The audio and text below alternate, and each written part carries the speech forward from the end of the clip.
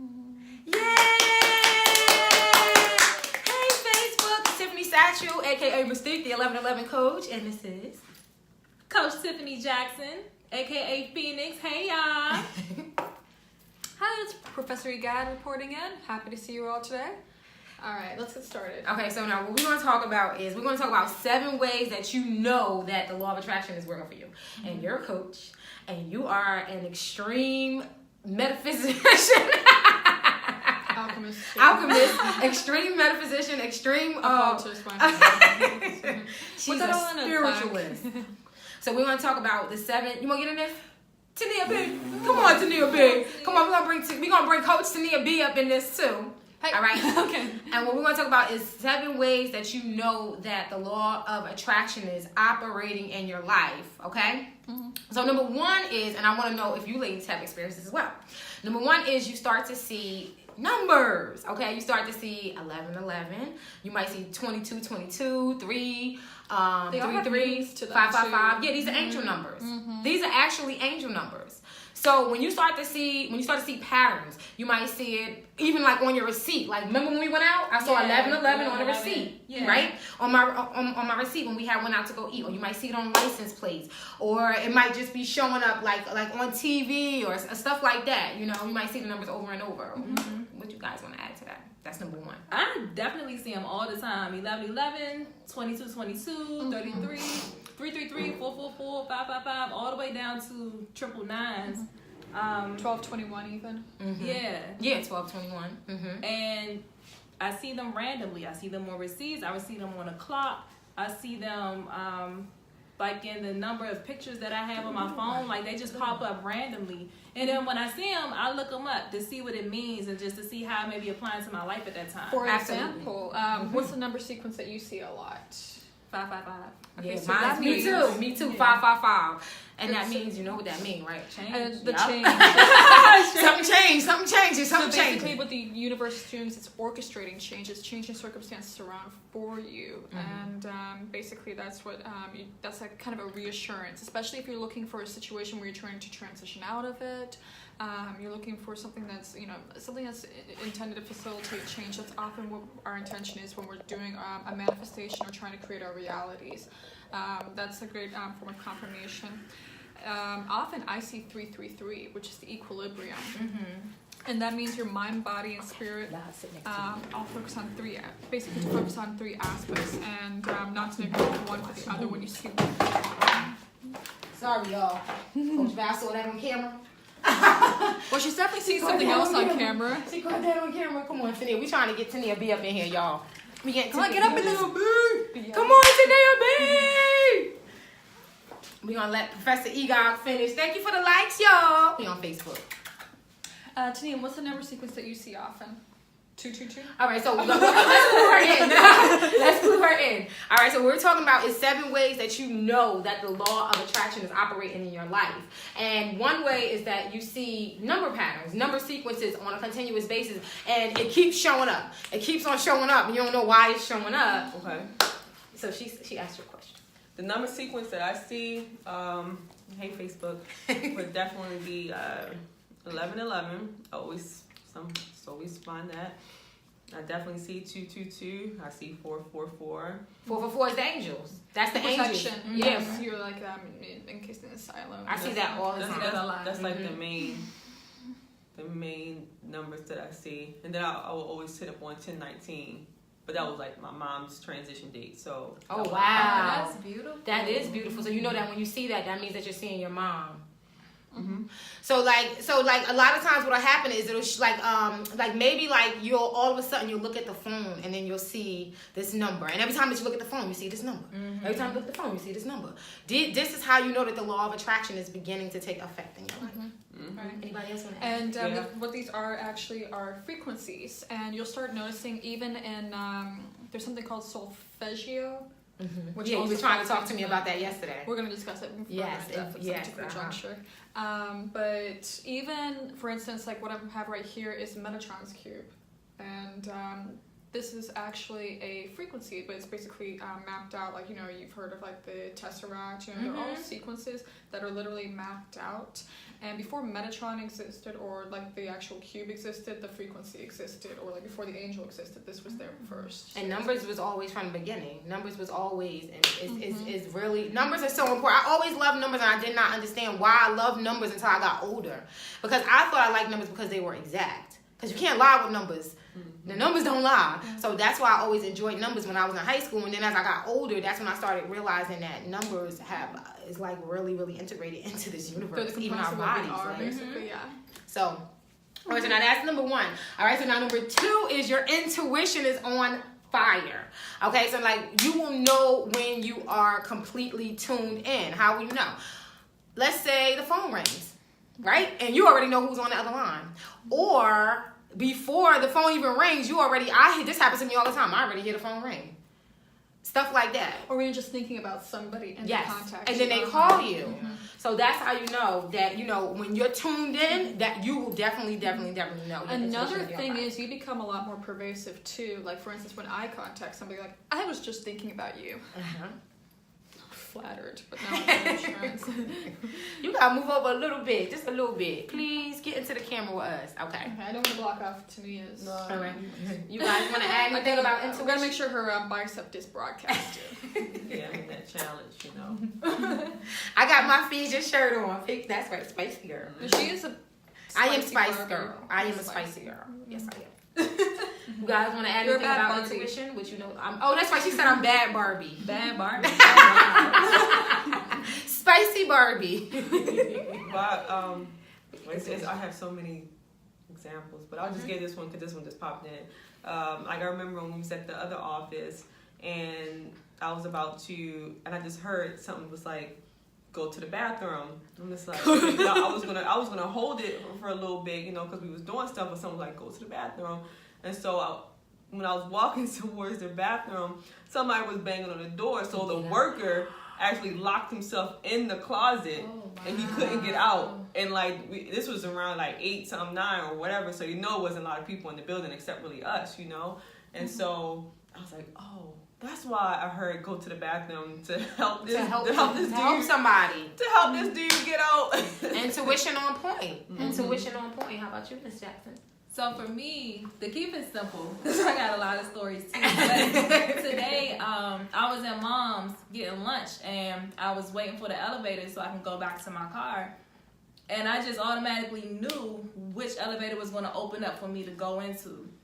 And I was kind of second guessing it, so that the way it works, you got to go with it. Because if you resist it, then you're kind of, it's counterproductive to you actually developing that part of you. Yes. I mean, even if it's wrong, you still you gotta practice like a muscle. Yeah, you building up your muscle. Definitely a muscle. Right. Mm-hmm. And one important thing I do need to follow through with for ladies is this is something I felt very often, and it's actually helped me in many circumstances. Follow your gut feeling. When you're around somebody who makes you feel inherently afraid, or like, you know, there's just something like implicitly wrong with them, and you can't really reconcile that feeling, you can't really understand what it is, it's still, your body has an intelligence of its own. And there's instances where I've, you know, felt that, especially around like somebody who I just could tell like had like a malevolent intent, and what I did was I would remove myself from that situation. And I would also, like, you know, call upon like whoever, like, you know, like that's when I would pray for those circumstances. I was like, if they have any malicious intention whatsoever, please deal with that person. And like, you know, without like impacting me or anything. So that way that there's no harm to none, or like, you know, I'm not necessarily like creating a negative karmic pattern by asking for like kind of like, you know, interference. Mm-hmm. What would transpire after that, coincidentally, is something would happen to that person to kind of like confirm. So believe me, your intuition has so many intelligences of its own. It's almost like its own.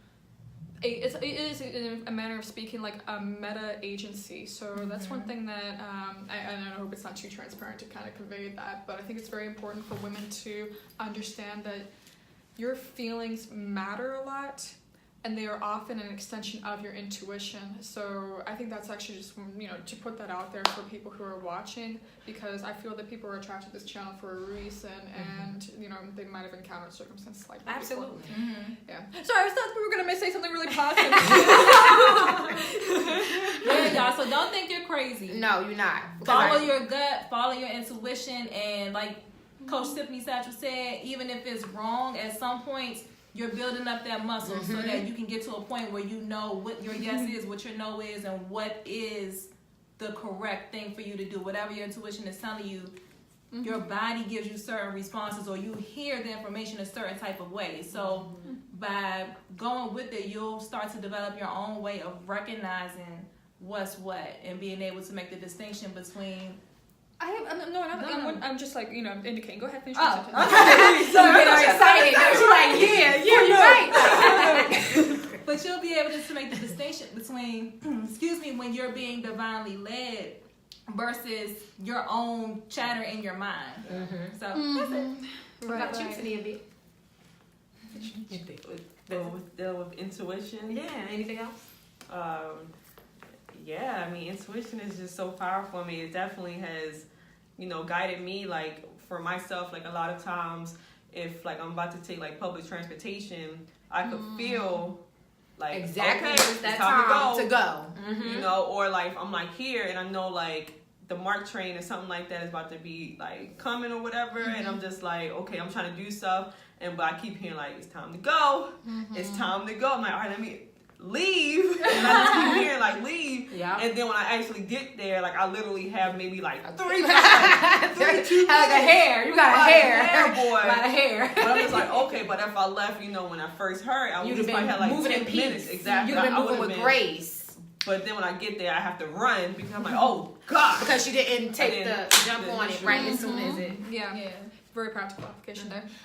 One thing that's actually a big form that's very much overlooked in even the spiritual community, people who are inherently aware of it, is your dreams. A lot of people rely on others for dream interpretation. Truth be told, you're probably the best person to understand the meaning, like, you know, what's implicitly being conveyed by your dreams. Jump ahead. But your dreams are a direct connection to the spirit world. Mine are very bizarre. Well, all right. So that could be number 3 is your dreams, because this is something that you're also. It's okay. No. It's okay. It's on the list. So my intuition's picking up. It's on the list.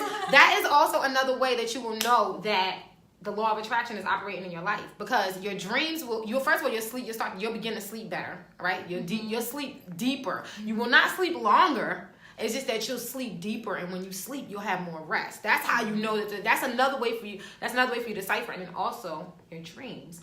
Your dreams will be more vivid. You'll be able to remember them. They'll be more They'll have more significance to them, because some people have dreams and it's like, I don't know what this means. But once the law of attraction, once spiritual law starts to operate in your life, once you start paying attention to it, then your angels, your high and wiser self, your spiritual guides, and then whoever wants to connect with you will be able to connect with you more easily through your dreams. Yeah, absolutely. My dreams are definitely interesting. And sometimes, dreams are often a projection of deeply seated feelings about yourself that you need to confront. So oftentimes, like if you see yourself in embarrassing situations, maybe in high school, something like, you know, that has no pertinence to what you're going through today, but it's like it brings something resurfacing from your childhood.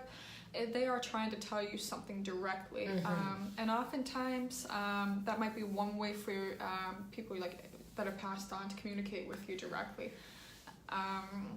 So it's something that I definitely advise you start to look into. Like one thing that I think everybody here does is they do document their dreams, and it is very important to keep a journal as well and document these circumstances. I hope that's not a step that you're discussing, right? Well, I am, but it's okay. I'm gonna flow right into it. Go ahead. Right, sorry.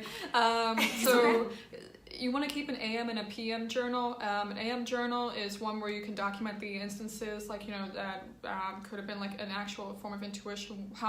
Document how many number sequences you've seen, how frequently they occur. You'll start to notice over time they will start to speed up, and they start to kind of convert, like, you know, I get closer and closer together. So that will be your kind of confirmation that you're on the right path, or that whatever you desire is seeking you. Yeah. Okay. All right. So now she mentioned something.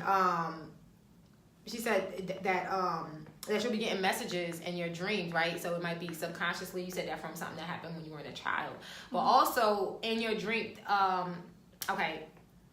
Spirit totems will show up. They can also show up in your dreams. They can also show up on your path. Like when I had went to a Wakaya meeting, and I was like feeling like I shouldn't be there. I was like, damn. I was like feeling out of place. I went all the way to Kansas. No, that wasn't the Kansas one. That was the one before that. I forgot where I was. But I'm pretty sure that Tania was with me. I think that Tania was with me, or Gracie was with me. I was with someone. But I was feeling like I was out of place. And I was like, man. So I asked the universe, I was like, I need to know, am I really supposed to be doing this? Like, it's just not feeling like, I don't feel like I belong. I didn't feel like I was like a part of the group. And so I went for a walk, and I started finding feathers. One feather. So I was like, okay. Then I walked again. Just walking. I saw another feather. I was like, and it was like it was just like right then and there, right when I said, that's how I know. And from when I remember like in the past, whenever I would be like, I need a sign, I see a feather. So it is a good idea to try to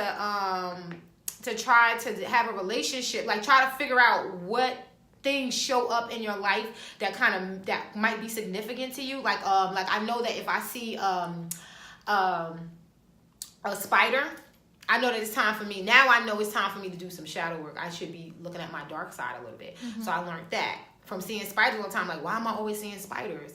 And then that's when I noticed what was the conversation that was going on during my day. And then I saw the spider. And I noticed that. I was like, I started putting two and two together. That's why it is a good idea to write. Because I was like, every time I hear somebody talking about shadow work, and with stuff that's something I really don't know too much about. I'm just now learning about it. I see a spider. So now I know when I see a spider, it's time for me to do some shadow work. Also, I know if I see a mouse, it's some negative energy around me. I need to pray. Because if I see a mouse or a fly, like I have programmed my energy pattern, like they're not allowed to come near me. Like I'm not not, so I can't even see them. So if I see them, it's some negative energy around me. I need to pray. Oh, that's what that means. Right. That's what it means for me. I program my energy In that way. conjunction with that, you can actually ask the universe to start sending you signs specifically. Like you said, specifically in the format of feathers. Like, give me a sign.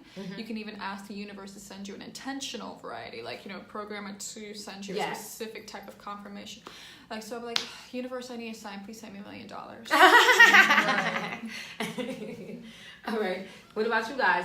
You guys have any totems, spirit totems, or like butterflies, like like something that shows up? Used to be a wolf. Now I started noticing it's an owl. But how does that show up in your experience, like significantly? Well, first and foremost, I attract people who heavily associate with owls. Like they will, like I navigated up to my grandmother's this weekend. I had never noticed how many owls were, occupying her residence. Until that's another thing is like your perception starts to become a lot more amplified.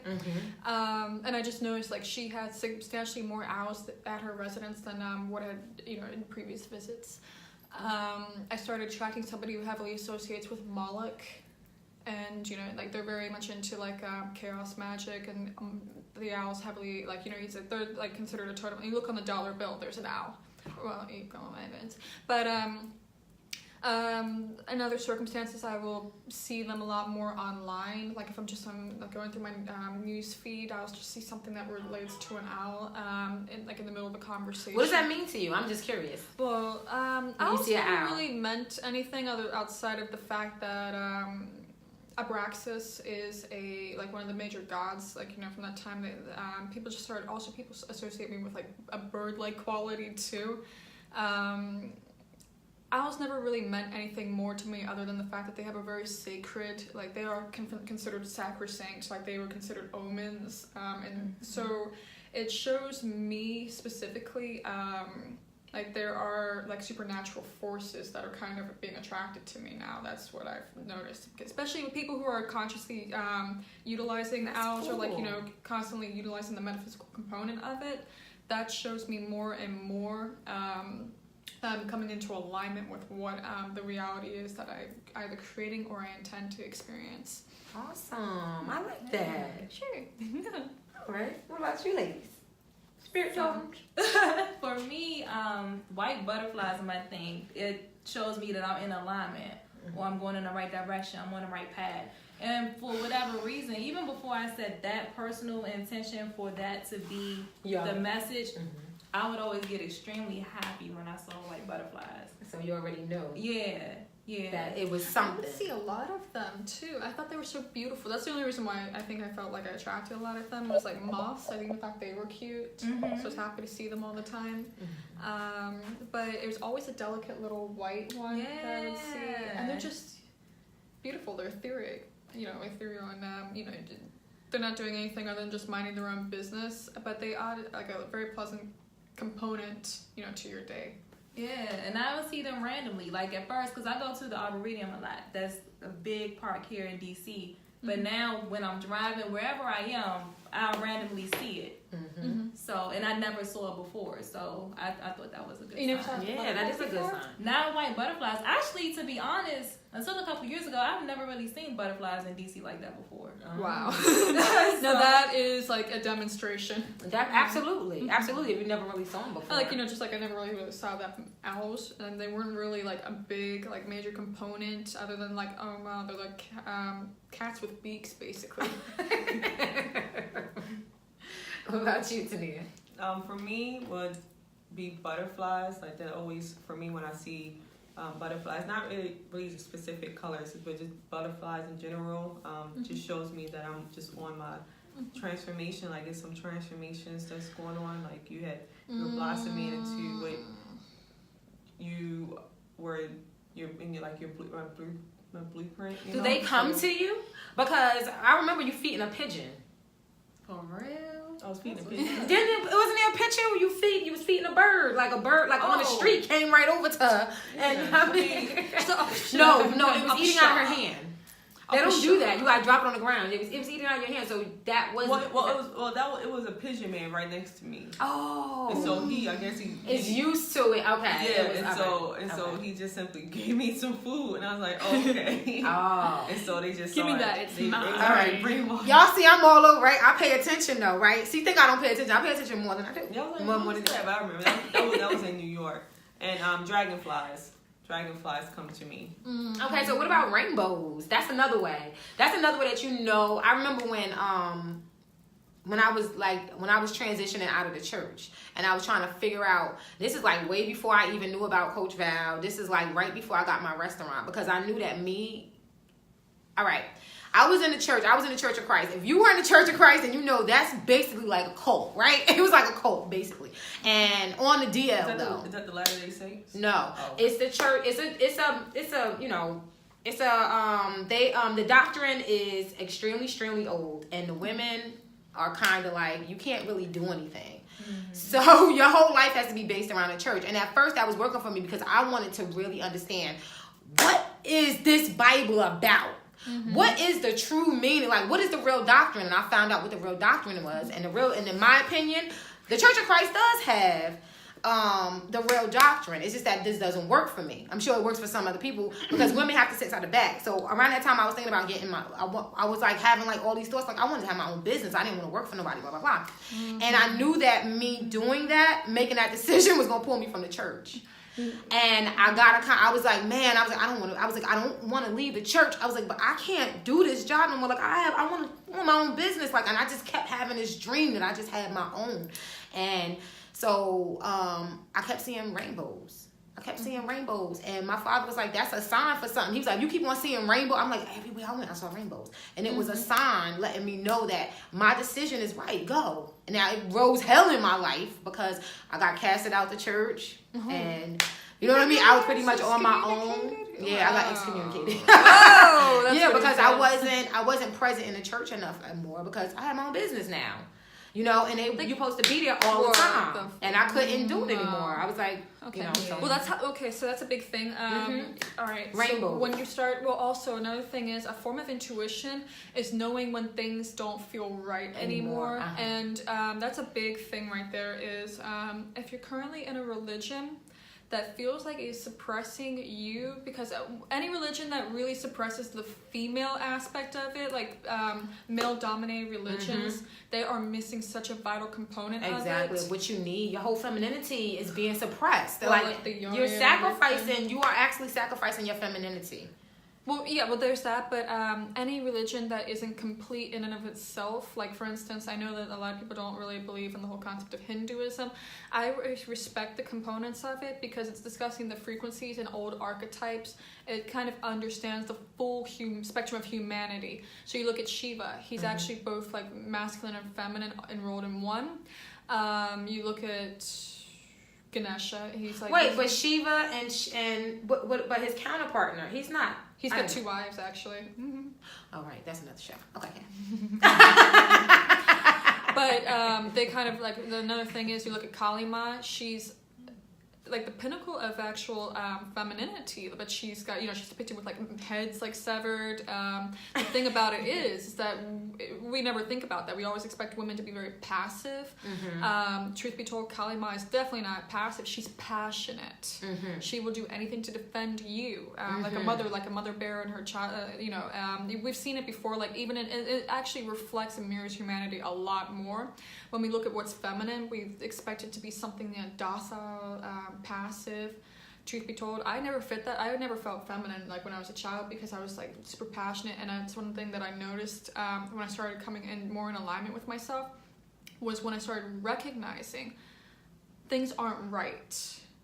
Like what's expected of me isn't right. If I don't have a malicious intention, like, when I would stand up for myself, I noticed that there would be a great resistance. Like when I was, like, let's say, like, I followed the precepts of Kali Ma, where, like, somebody said something that was very, not necessarily hurtful, but kind of predatory, I would get righteously indignant, and they're like, you can't wear your heart on your sleeve like that. Oh, yeah, but I can, actually. I have.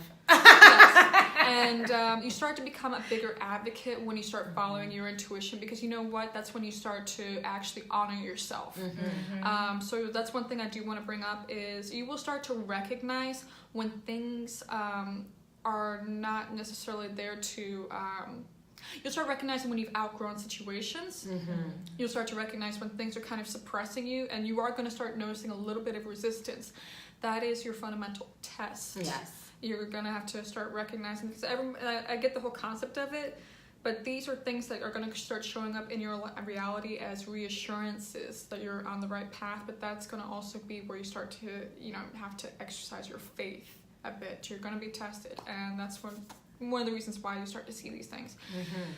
Yeah, so rainbows is a really, really big one. You guys see rainbows? Sometimes. Rainbows aren't a big thing. I will be honest, I see a lot more of butterflies because of, Aset or Isis. Okay. She has this one symbol. It's kind of like it's supposed to, like, symbolize a cocoon. And when you do that transformation effect, everything kind of falls apart on the inside while, like, you're in that structure. So that's a big part of transformation, is butterflies. And rainbows always struck me as new beginnings. Yeah, and that's exactly when that happened. It was like, go, and I remember I would be driving, and I'd be like, shit, is God telling me to go to the end of it? And I was like, is there money at the end? And I remember one time I was driving, I was like, I'll probably be driving forever. I was like, it was just like, that was me playing around with my own thoughts, like, what if I drove to follow the rainbow? But rainbows are a really, really, really big thing. So that was number 6. And which the last big in it, butterflies. Like, I think you like this morning. Butterflies is a huge one. And elephants. Yeah, spirit totems. Also, scorpions, all snakes. These are all spirit totems for people. Even the fly is actually a big thing. Like, I know no one ever thinks about it, but even the fly it's considered sacred. Yeah, if I see a fly, I automatically know there's some negative energy around me. I need to pray. If I see a mouse, I know that's what that means to me.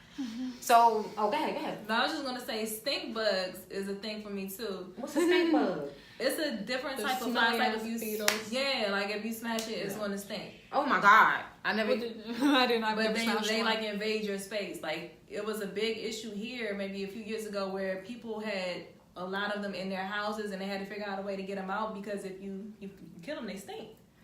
Well, it's like the Japanese beetles, or like the Oh my God, that made my stomach hurt. I want to throw up. But they have, like, what I found, all the insects and animals, they have significance. Like, they have a meaning. So when I find that one is close to me, and it just seems like a weird type of interaction or unusual interaction, I'll look it up to see what it means.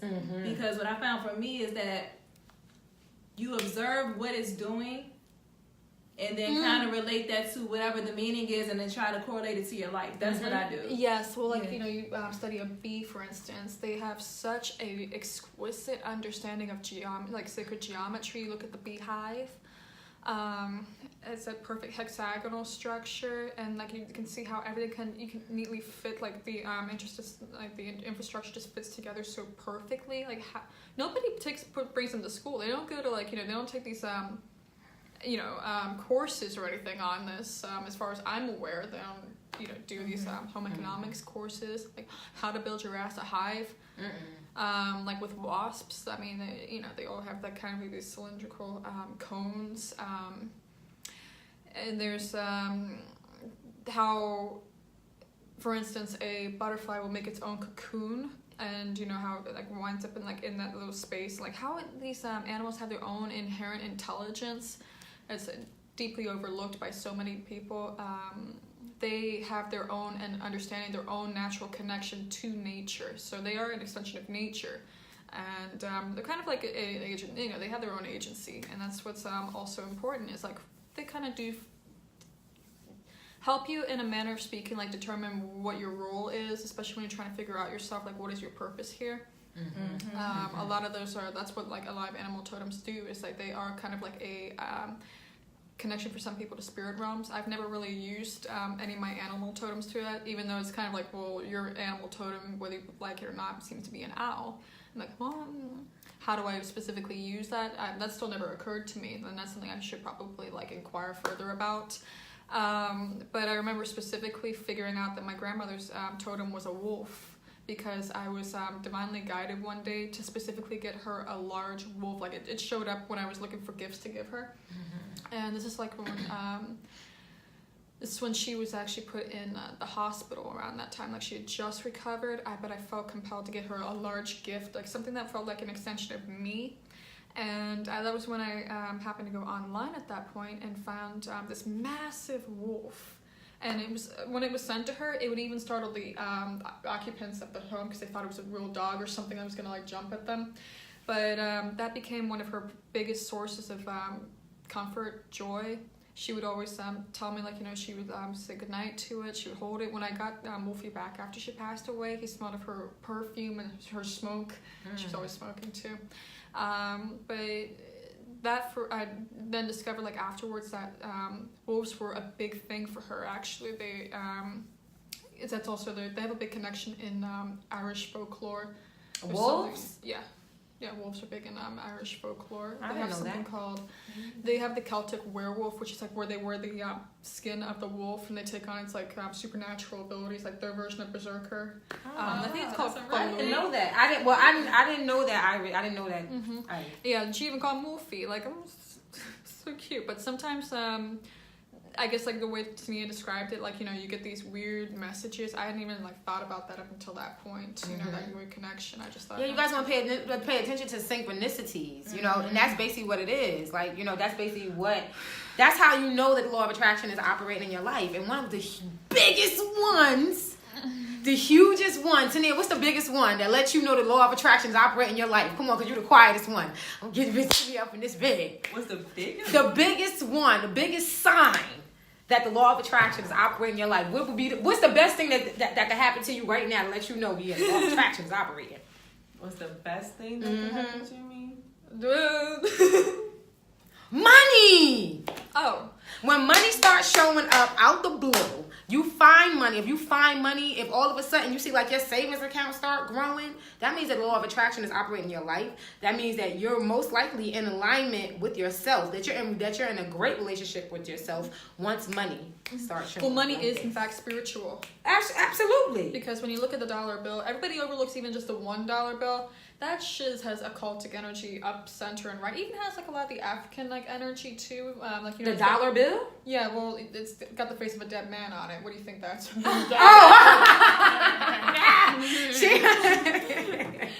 It's got pyramids on it. Mhm. Yeah. Okay. Yeah, it's got it's got Then the also and I. I've never seen Like a looking DNA good. on a dollar bill. Yes, you have. I want George to- Washington is dead. Sit back down, Coach Tania. Tania, sit back down. You don't need to go look. George Washington is dead. He's been dead for a long time. I thought it was like some. He's really interesting. She said she never saw a dead man on the dollar bill. Yes.